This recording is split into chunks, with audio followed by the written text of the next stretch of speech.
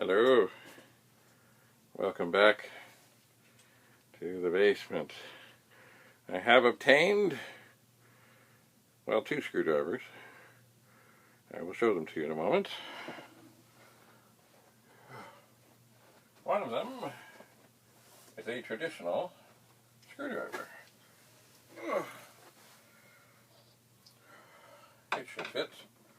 For what I'm going to try, I have here a Commodore keychain that has a Phillips and a slotted bit. The plastic is not too tough. It's really just for show. But I would like to try. There's only one screw in this.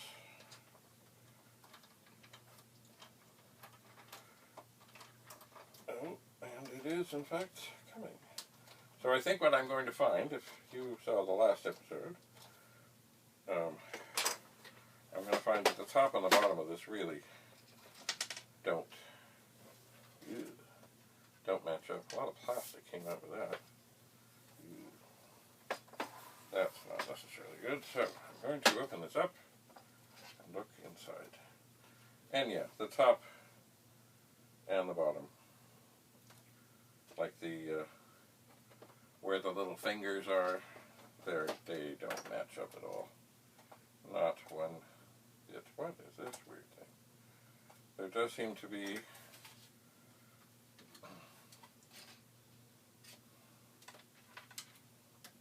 well, the LED wire seems to have been taped or worked on or something. I don't know. Interesting. Very interesting indeed. If you remember, here is the sleeve for the box. Made in the USA, they say. Anyway, it does not match the numbering on this. So, what do we have here? Well, we have a Commodore 64. Shocking as that might be. Ugh. I do not have things set up down here to test things, but we have, it does look like all the chips are here, the SID chip and two of the ROMs are socketed, nothing else, except of course probably the video chip is socketed, because mostly that's what they are. Oh. Ow. And indeed, the video chip and its white slime are socketed. They are. So this, let me just have a look here. This is a assembly number 250407. Artwork number 251137, revision B, like Bradley. And that looks a little funny. Anyway, it looks okay. But as I said, I really don't have things down here to test it with at this time. I do not. But it does look okay. It does. So put this cover back on securely, I hope. Now, I'm not going to put this back to, you know what, as I said, these two things really, I mean, they go together, but they don't. Like, inside here, this is looking for a very small thing, and it's just not. But the keyboard does look good. It does. And of course, there's one lonely screw. Maybe I'll just toss that in the box. Perhaps I will. So, maybe I will do as I often do, and I'll set that down there. It's probably not the wisest thing, because I've set it on its end. Let me just clean off the remnants.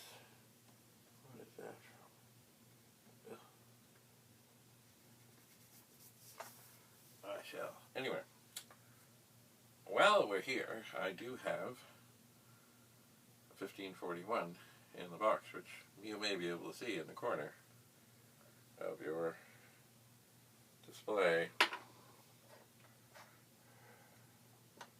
Now, once again, I don't well, I think it's a 1541. I have not looked at it. It feels like a 1541. And as I glance at it, the styrofoam is slightly separated, and I believe I see a label that looks a lot like a 1541. But let me get it over here. The sleeve is in. Ooh. Lovely shape. Oh, not perfect, but lovely. It has some writing on it, 48433. Maybe that's something to do with what's inside. I don't know. You know what? Best way to take these off with care is slide. Now, of course, the part to be careful about is when this comes off, you don't want this to fall apart and the drive to go flat. Oh, hello. Okay, so just put that down there. Now, this looks funny. This, I think, should be the upside, or the downside, but I think it's the upside. Oh. Okay, once again, we have no cables, and they're, ooh, ouch, come on, and, ooh, it is some, on the top, some dirty, nothing of magic eraser won't take care of, not just the sludge of time, nothing terribly in the scratch department. It does appear at the front to look quite lovely. It has the heating dissipation pins. I would use the small Commodore screwdriver, but it will not fit. It just will not.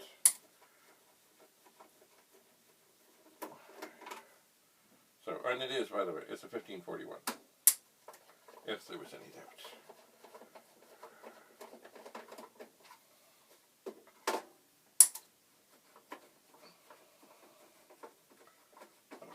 And the screws did feel mighty secure. So who knows? Oh, there's one. There's two. Alright.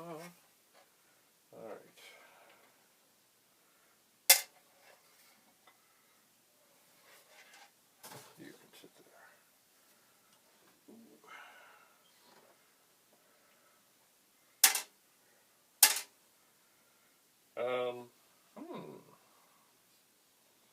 Yeah, you know how I was saying that the drive had some, you know, stuff on the outside. Well, the inside of this looks remarkably dusty.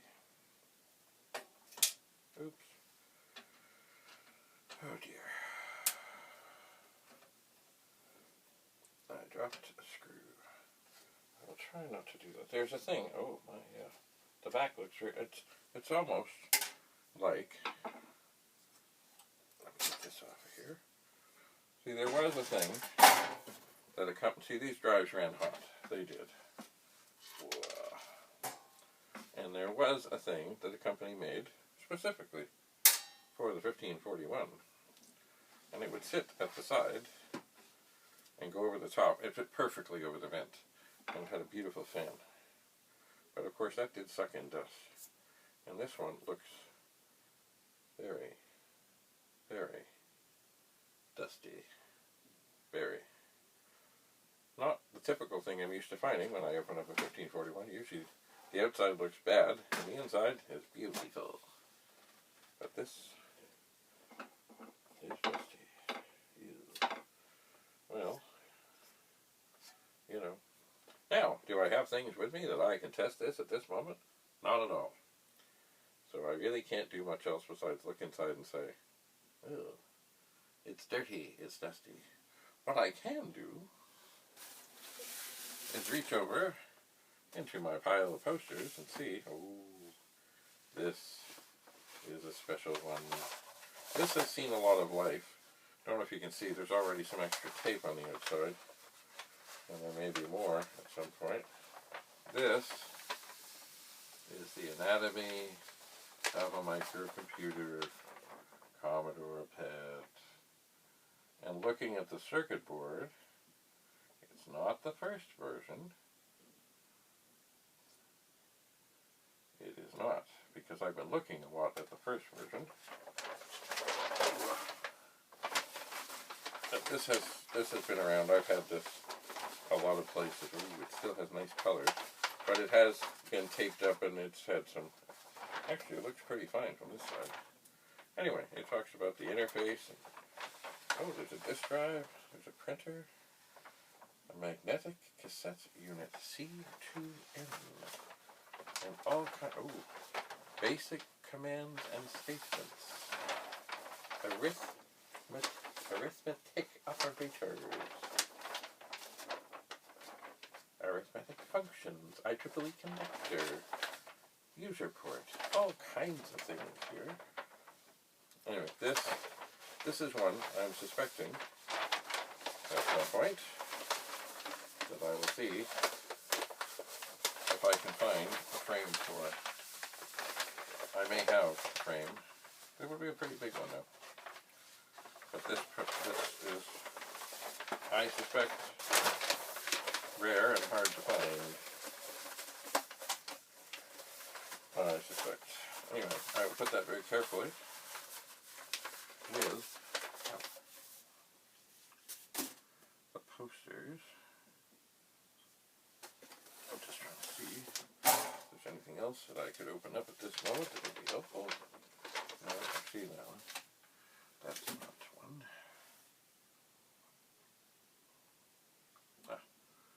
Well, that may be enough.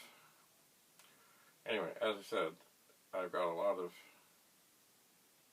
accessories and things and stuff like I'm just glancing off in the distance and I see the box for Super Graphics Junior, I think it is. I think. And what else?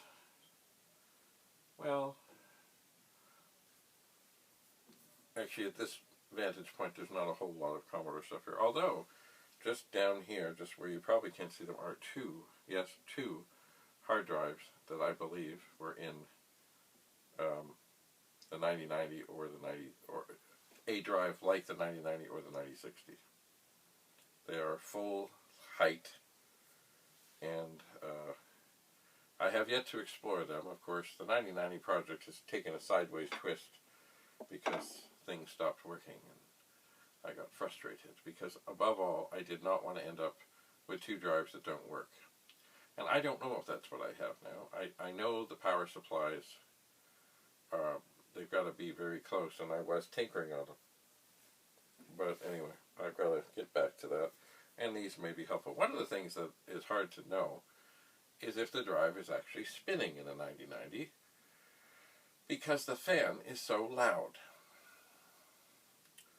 So I'm thinking what I may do on the 9090s and the 9060 stuff is get a power supply from something else, maybe an Amiga 2000, that will connect to the hard drives, that I can power them independent of the whole thing. Because I'm sure they draw some power, I'm sure. And see how much I can independently get the thing going with other things, and then maybe get a better idea if it's working or not. Certainly I'll be able to tell if the drives are spinning. I think with the 9060, it is quite possible that while I was doing all the things to try and see what was going on with it, that because of voltage troubles, that the drive was never spinning. And if a hard drive isn't spinning, it's not going to read. Anyway, we'll see what happens with them. As I said, there's a couple of Amiga 2000s, monitors, things, stuff. Oh, here's an interesting thing. It's nothing to do with Commodore, but it is related, kind of, sort of. I don't know how many people know this, but this is a binder, and it says, "This is your business." And it says Canadian National Railways. Now, what's inside of it? Oh, there's something. It felt empty. Abstract. Okay, not much of anything. One page. Looks like something or another. Huh. Anyway. There it is. Canadian National Railways. Oh, and it says, "This is your business," on the spine. I'm not sure how many people know this, but Jim Butterfield worked for Canadian National. Now, he would have been on there was CNR, the railway, and then there was CNT, the telecommunication side. And he did work there. And another person I know very well worked there, and that was my father. And he continued to work there until he retired. Jim Butterfield worked there. I don't know how old he was, but at some point or another, the communication or telecommunications division was on Front Street in Toronto, very near Union Station. And then they decided they were going to move out to, like, Islington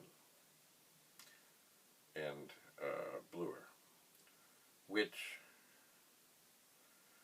I don't know, probably a lot of people don't know Toronto that well, but, like, it added a whole lot of travel time on the subway to go to Islington and Bloor. And it meant changing lines and, yeah, a lot of time. And Jim Butterfield based it, this is going to be adding, 2 hours of travel a day or more, depending on how the things are going. And he decided it was time he would pursue his 8-bit and other projects and things and interests and writing and get out. I don't think he made a mistake. My dad stayed. Anyway, I'm sure this binder, which has very little in it, was also something that my dad would have had. It would have been. Anyway, it is one of those things that I will not just toss out in the recycle bin. And, in fact, I may look for somebody who is a Canadian National Railways collector to add this to their collection. As far as I know, I only have one of them, but who knows? I've got more boxes to go through. I do. Anyway, but for those who didn't know, that's where Jim Butterfield did work for some time. I don't know for how long. Certainly, he had left there. And, you know what, the years, they run together. I would say probably it was the 80s that the move from, I think it was 55 Front Street to the Ship Center at Islington and Bloor took place. And that was enough for Jim. Anyway, I think he did well. Oh, Penny! I think Penny has found me. Penny does not spend much time in the basement. At least, I don't know if she's found me, but I certainly hear her in the distance. Penny!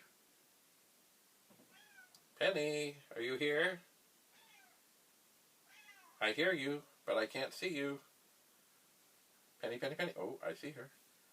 Penny, Penny, Penny, Penny, Penny. Penny. Hello, Penny. Hello. Are you going to come and say hello? Are you going to come up, up, up, up, up? Oh, there's Penny. That's Penny. Hi. looking at a disk drive and talking to the people. Yes, I am. What do you think about that? So yes, Penny does not make many trips to the basement, but here she is. Oh yes, I know it's getting late. I know it is. But there are things to be done, Penny. Disk drives to be looked at. Screwdrivers to be put away. Glasses to be set aside. Hi, Penny. Okay, just give me a second, Penny. Yes, I know. Poor Penny. Have you had a rough day? Have you had a hard day, Penny? I know. Penny has been going through a molting project, as well as a grieving project, because for you who have watched videos for a while, Penny was not usually one who came around. It was mostly, hello Penny, it was mostly Sheldon. As soon as I would press record, Sheldon would appear, it seemed. He wouldn't always jump into the picture, but he would talk. Penny has kind of stepped up a bit recently, and that is because Sheldon suddenly took very ill. And the place we took him, who decided there was, well, they would observe him and see, but it really looked like it was some serious stroke or brain tumor or something awful. So Sheldon has left us. So, yes. Penny has been set. Because Penny and Sheldon were brother and sister. They are, they always will be. But Sheldon, who was only about 7, something happened. What's up, Penny? What's up? Is there somebody there? Is there somebody there?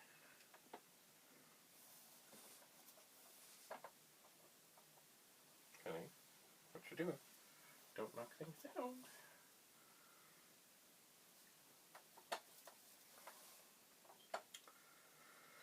Well, Penny, it's time, I think. Hi, Penny. Hello. Hello, Penny, yes. It's time. You gonna go? You gonna talk? What's over there? What do you see? What do you see? What do you see, Penny? Oh, you're gonna lie down. Okay. It's time, I think, that Andrew and I will play some cards. This table is a card table. And what it actually does is this top part flips and then a twist, and then you're presented with a 4-seater. What are you doing there? Don't knock the lamp over, please. A 4-seater card table. And I don't know the exact history of it. I wish I did. There's only one. Ooh, look for the cat hair. There's only one person left who might know more about it, and that would be my mother. I should ask her while there is still time. Because I don't know if this was... My grandfather was a very good woodworking person. Although he taught auto mechanics, he was a very good woodworking person. Here's a nasty little stain. Hello. And he made all kinds of things.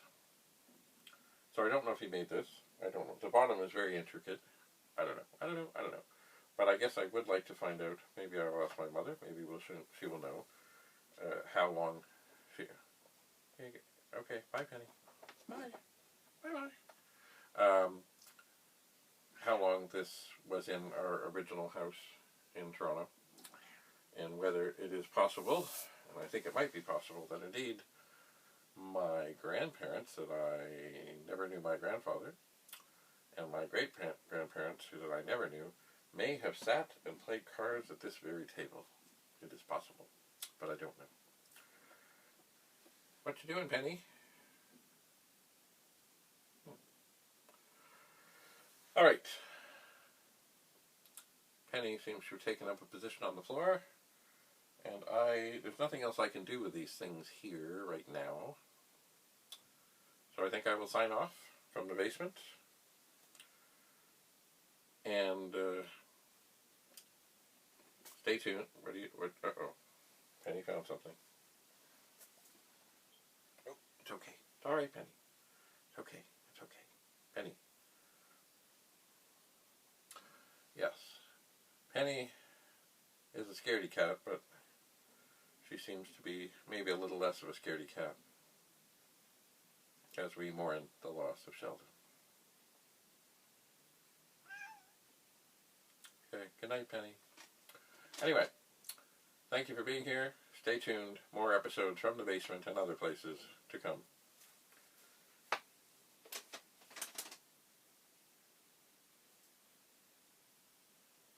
Bye for now.